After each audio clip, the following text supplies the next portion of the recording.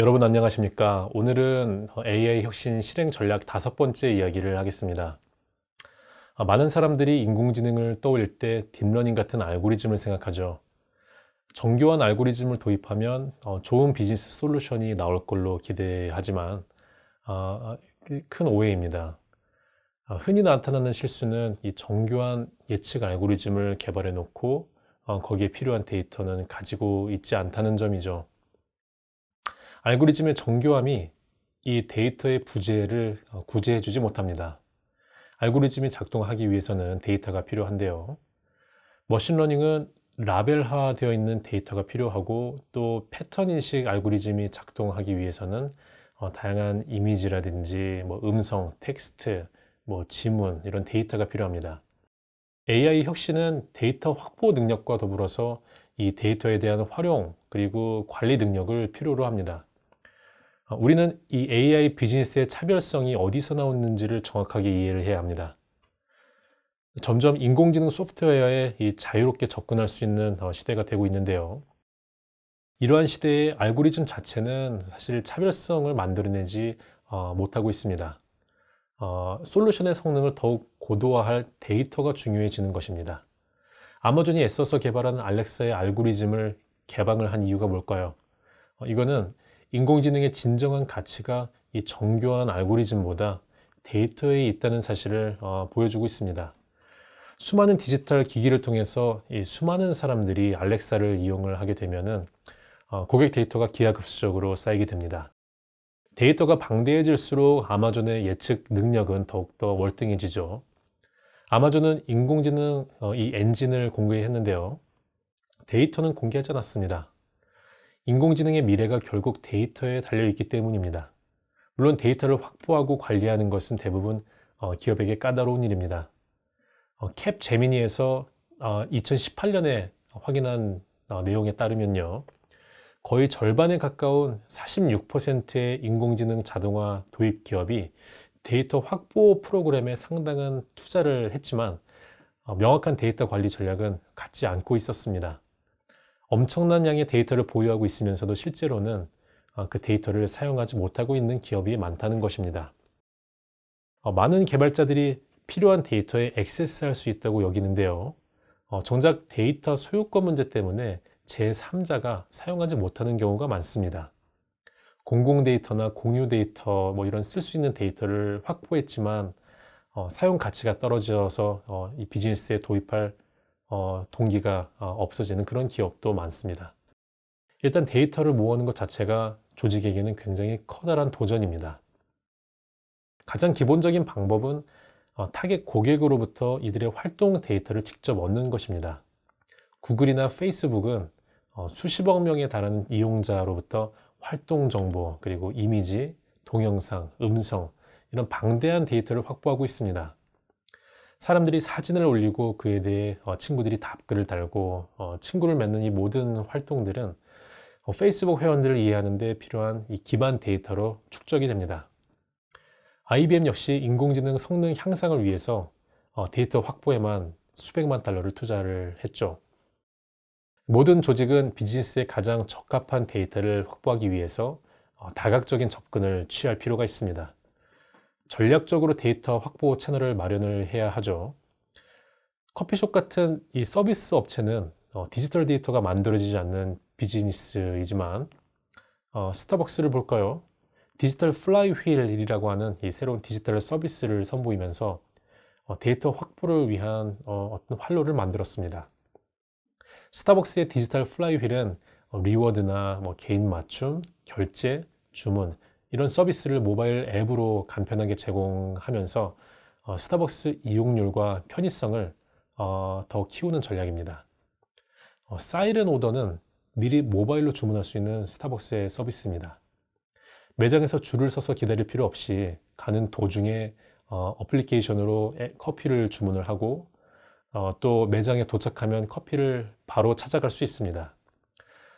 그리고 앱으로 주문을 하고 또 이걸 승인을 하고 커피를 제조하고 제조가 완료됐고 이런 모든 이 진행 상태를 확인할 수 있고요.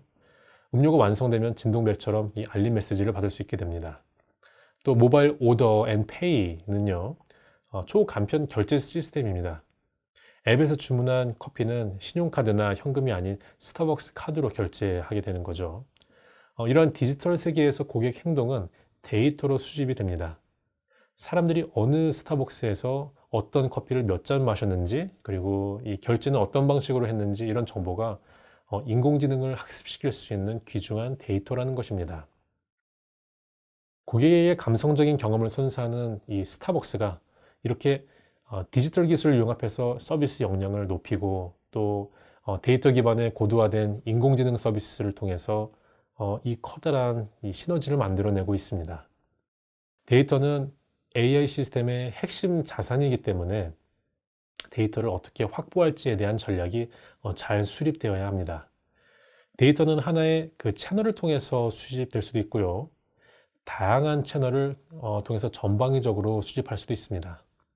구글은 검색 포털뿐만 아니라 음성 비서, 또 이 네스트 같은 이 기기를 통해서 이 전방위적으로 사용자 데이터를 수집하고 있습니다.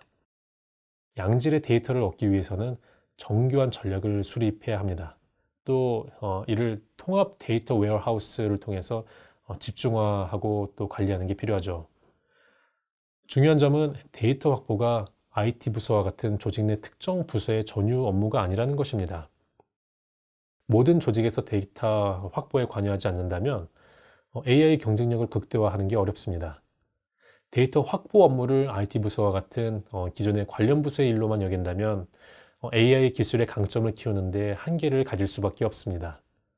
우리가 의식하든 아니면 뭐 그렇지 않든 마케팅이나 회계, 또 영업, 운영, 거의 모든 부서가 여러 가지 데이터를 접하고 있습니다. 협력회사의 채널과 합치면 데이터 소스는 더 무궁무진해집니다. 이를 회사의 AI 경쟁력을 위해서 얼마나 유연하고 또 효과적으로 활용하느냐가 굉장히 중요합니다. 제가 조금 다른 이야기를 해보겠습니다. 미국의 캘리포니아주의 이 서쪽 해안가에 있는 코스트 레드우드라고 하는 나무가 있는데요. 평균 높이가 100m입니다. 코스트 레드우드는 이 나무 종인데 그 중에서 히페리온이라고 하는 키가 조금 더 큰 종자가 있습니다. 이 나무는 그 높이가 116m나 됩니다. 원래 나무는 중력 때문에 땅의 수분을 높은 곳까지 전달하기가 어렵죠. 본연적으로 자랄 수 있는 높이에 그 한계가 있는 것입니다. 근데 코스트 레드우드가 이 한계를 극복할 수 있었던 그 이유는 다른 데 있는 게 아닙니다. 보통 나무가 생장에 필요한 이 대부분의 수분을 땅속 뿌리를 통해서 흡수하고 또 순환을 시킵니다. 그런데 이 나무는 이파리에서도 흡수를 하게 되죠. 레드우드는 흡수하는 수분의 25에서 50% 정도를 이 높이 자욱하게 깔려 있는 이 안개에서 얻습니다. 안개가 짙게 낀 날이면요, 무려 한 700kl 가량의 물을 2% 흡수하게 됩니다. 데이터가 마찬가지입니다. 인공지능 고도화를 위한 데이터를 조직 전반적으로 잘 흡수할 수 있느냐가 이 조직이 보유한 알고리즘을 성장시키고 또 결실을 내는데 아주 중요한 요건이 되기 때문에 전방위적으로 데이터를 확보하고 활용할 수 있는 이 체제를 만드는 게 굉장히 중요합니다. 데이터 확보 못지않게 중요한 게 관리와 사용입니다. 어쩔 때는 이 여러 데이터를 결합해서 사용을 해야 하는데요. 필요한 데이터를 모두 가져오기 위한 뭐 추가 계약을 한다든지, 아니면 뭐 이질적인 데이터를 좀 물리적으로 통합을 한다든지, 뭐 이런 종류의 일들이 하나하나 굉장히 커다란 도전 과제입니다. 새로운 프로젝트가 생길 때마다 기존 데이터에 이 새로운 데이터를 결합할 수 있어야 하고요. 여기에는 그 생각보다 많은 비용과 노력이 들게 됩니다. 기업이 합병해서 서로 이질적인 데이터를 결합해야 하는 경우도 있죠. 이걸 직접 작업할 때 작업자들이 굉장히 고생을 하게 됩니다. 사용 가능한 데이터를 모두 확보했다 하더라도 여러 시스템에 분산돼서 사용될 경우에는요, 알고리즘을 학습하는 과정에 방해가 될 수도 있습니다. 여러 시스템에서 소스 데이터에 액세스를 할 때 기술 통합, 그리고 변경을 제어하고 또 여러 가지 보안 위험, 이런 다양한 이슈가 있기 때문에 실제 데이터 사용 자체에 좀 장애가 많이 일어날 수가 있는 것입니다. 요즘에는 비정형 데이터를 통해서 고객 문의의 패턴을 인식하고 또 방대한 이 거래 데이터를 분석하는 기업이 많습니다. 고객 대응이나 뭐 여신 처리, 뭐 금융사기 감지, 이런 업무에 활용하기도 하죠. 이 모든 것이 고객 경험을 높이는 데 중요한 일이지만 큰 조직에서는 여러 부서에서 서로 다른 데이터를 사용하고 또 가지고 있다 보니 데이터가 좀 단편화되는 경향이 있습니다. 인공지능 알고리즘의 성능을 향상시키는데 굉장히 커다란 걸림돌이 됩니다. 데이터가 필요한데 그때 이제 필요한 데이터를 단편적으로 확보하는 게 아니라 인공지능 솔루션에 대한 커다란 방향이 있는 상태에서 그에 맞춰서 일관된 데이터 확보가 될 수 있는 이런 전략이 필요하다는 겁니다. 서로 다른 출처의 데이터를 어떻게 일관된 데이터 세트로 결합할 것인지에 대한 분명한 전략과 여기에도 필요한 기술을 확보해야 할 것입니다. 앞서서 조직의 기능적 통합이 중요하다는 말씀을 드렸는데요. 기업의 사업 전략이 데이터와 연결되도록 하는 것도 같은 맥락에서 굉장히 중요합니다. 많은 경우에 기업 내 조직에는 데이터 장벽이 있습니다. IT 관련 부서나 이 고객 관리 부서의 특정 인물만 데이터에 접근할 수 있고 또 데이터를 이용하는 지원 파트에서는 접근이 불가능한 경우가 많습니다. 조직의 인공지능 활용 능력의 기초는요, 데이터 접근성에서부터 시작이 됩니다. 데이터가 특정 영역에 격리되거나 아니면 여러 부서의 데이터가 분산돼서 통합을 이루지 못하게 되면은 인공지능이 제대로 활용이 될 수가 없습니다. 데이터와 관련해서 우리가 간과하지 말아야 될 게 개인정보 보호 문제입니다. AI 시스템을 가동하기 위해서는 데이터를 수집하는 게 중요하죠. 근데 이 개인정보의 확보 그리고 이를 어떻게 처리할 것인가에 대한 이 이슈가 굉장히 민감합니다. 개인정보이기 때문이죠. 엔비디아의 이 감시용 CCTV 카메라는요, 99% 정확도로 이 범죄자를 색출하는 데 쓰이는데 일반 개인의 정보가 오용될 가능성도 있기 때문에 조심스러운 부분이 있습니다. 스마트폰 없이도 얼굴만 스캔하면 결제가 되는 얼굴 인식 결제 시스템인 알리페이의 스마일 투 페이는 서비스 측면에서는 이점이 많겠지만 보안이나 개인정보에 대한 걱정을 낳고 있습니다. 간편하게 개인을 식별하는 만큼 이 정보 또한 아주 간편하게 탈취될 수 있는 가능성을 우리가 배제할 수 없기 때문이죠. 캡제미니에서 2018년 보고서를 내놨는데요. 사이버 보안과 이 데이터 프라이버시 문제가 인공지능 도입을 가로막는 주된 요인이라고 이야기합니다. 해커들에게는 인공지능에 의한 서비스 변화가 매력적으로 다가올 수가 있는 겁니다. 수집한 데이터의 보안과 이 관리 체계를 탄탄하게 정비하지 못한 조직이 존재하기 때문이죠. 특히 인공지능에 의해서 자동화의 규모가 커질수록 보안이나 개인정보 보호에 대한 이 우려가 더 커질 수가 있습니다. 데이터의 개인정보 보호는 이 조직 내 강력한 데이터 거버넌스 제도가 명확하게 자리 잡혀 있는지 여부에 따라서 결정됩니다. 실제 데이터에 익숙한 조직은요, 데이터 거버넌스에 대한 정책이 잘 수립되어 있습니다. 데이터 기반의 인공지능 비즈니스를 일찍 도입한 혁신 기업은요, 데이터 관리 방식도 우수할 가능성이 높습니다.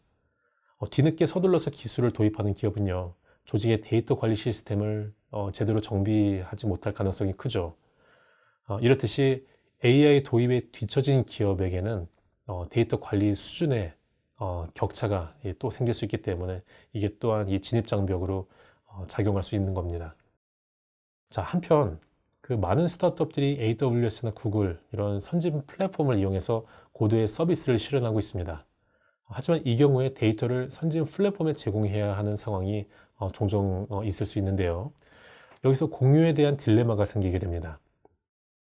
알고리즘, 이런 고급 자원을 이용할 수 있는 아주 좋은 장점이 있는 반면에 데이터를 내놓아야 되는 이 플랫폼의 자사 비즈니스가 종속되거나 아니면 사용자의 데이터를 좀 이렇게 공유를 하게 되는 이런 문제가 발생을 하게 됩니다. 예를 들어서 TV 판매업자가 모바일 사이트의 로딩 속도를 최대한 85%까지 높일 수 있는 이 구글 앰프를 이용을 하게 되면은요, 고객을 유치하는 데 굉장히 유리합니다. 이 빠르게 열리는 페이지를 만들 수 있고요. 또 구글 검색 결과에서 눈에 띄는 위치에 보여줄 수 있게 되는 거죠. 고객들의 페이지 방문 이 만족도도 높일 수 있습니다. 하지만 이 앰플을 사용하기 위해서는 구글의 사이트 연결 데이터에 대한 접근 권한을 제공해야 됩니다. 이 과정에서 고객이나 이 회사 영업 정보가 구글에 공급될 수도 있는 거죠. 이런 데이터 접근 권한을 부여하지 않으면 구글을 통한 이 광고 효과는 뭐 좀 떨어지게 되고 로그 분석을 할 수 없다든지 뭐 이런 단점이 생기게 됩니다. 그래서 이런 이 효과를 잘 거두기 위해서는 데이터 접근 권한을 넘겨야 되는데 여러 가지 리스크 때문에 선뜻 계약을 체결하기 어려워진다는 거죠.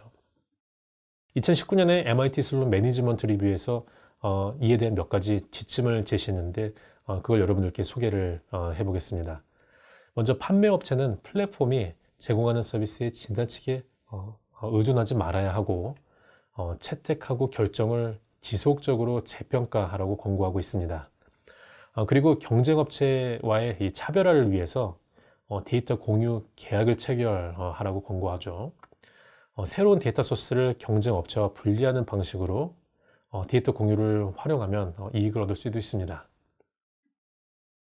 그리고 플랫폼에 의존하는 대신에 경쟁자들 그리고 다시 말해서 콘텐츠 서비스 제공 업체들이 함께 모여서 단일 솔루션을 구축하는 것도 하나의 방법입니다.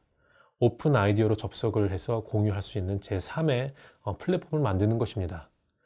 적절한 제휴 관계는 이 플랫폼 이상의 시너지를 끌어낼 수 있기 때문에 고려해 볼 수 있습니다. 자, 이제 정리를 해볼까요? 인공지능 솔루션에서 데이터는 가장 중요한 원동력입니다. 사업에 최적화된 기능을 발휘하기 위해서는 이 관련된 데이터가 충분히 뒷받침되어야 하죠. 앞으로는 이 데이터의 중요성이 점점 더 커질 걸로 보입니다. 누구나 인공지능 소프트웨어를 사용할 수 있는 시대가 되고 API가 이제 오픈이 되고요. 결국에는 양질의 데이터에서 차별성이 창출될 것입니다. 조직 내 데이터 접근 그리고 이 활용 능력을 잘 갖추고 또 개인정보라든지 데이터 관리에 대한 이 견고한 체계를 마련하는 것이 굉장히 중요하다고 볼 수 있습니다. 그리고 데이터를 활용해서 이 플랫폼이라든지 제휴 기업과 시너지를 내는 뭐 이런 것 또한 정교하게 검토를 해서 더 준비를 해야 할 것 같습니다. 데이터의 사용 그리고 확보, 관리 면에서 이 성숙한 조직이 AI의 경쟁력을 갖는다. 이게 오늘의 결론입니다. 오늘은 데이터 전략에 대해서 말씀드렸습니다.